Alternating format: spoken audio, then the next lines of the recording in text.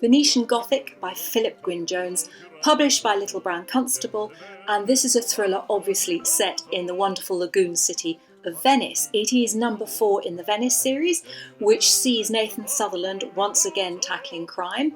It is perfectly okay to read it as a standalone, and it is also the TripFiction Book Club read, May-June 2020. I have spent a very nice couple of days in the company of Philip Gwynne Jones and Nathan Sutherland, going around Venice and being immersed in this wonderful city. Now, Nathan Sutherland is the Honorary British Consul there. He's also a translator. He lives with Federica, his girlfriend, and he also lives with his rather tubby cat, Gramsci, who gets to play quite an important role in this book. As the novel opens, Nathan Sutherland is on San Michele, which is basically Cemetery Island. This is the place, it's a dedicated island where when Venetians pass away, their bodies are interred on this island in the middle of the lagoon.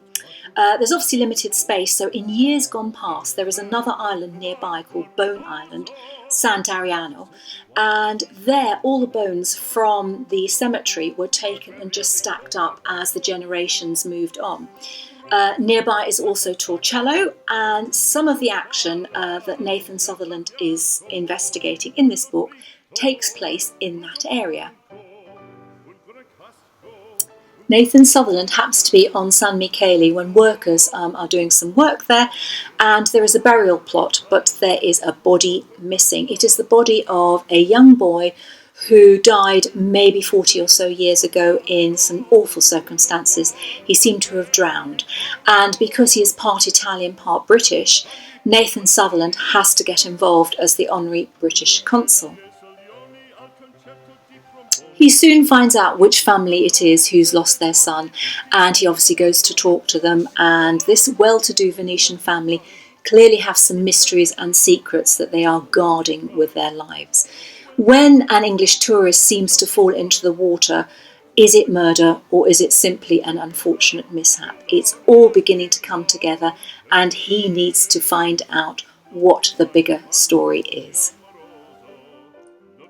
What I very much like about Philip's work is that he writes a good story. It's often imbued with a lot of wry humour, but he is terrific at the sense of place.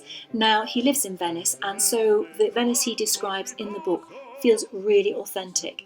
You go to a cafe, you feel it must be modelled on perhaps his local cafe. He goes to the Rialto fish market and is very specific about the fish that he chooses and the vendor that he seeks out. He brings everything back. He starts to cook with all the wonderful ingredients. There's always a glass of Prosecco or a glass of wine to hand. And you just feel that it's just like a sensory experience, a trip to Venice. It is set in November, so there aren't many tourists. It's not the Venice that typically people know. There are no cruise ships.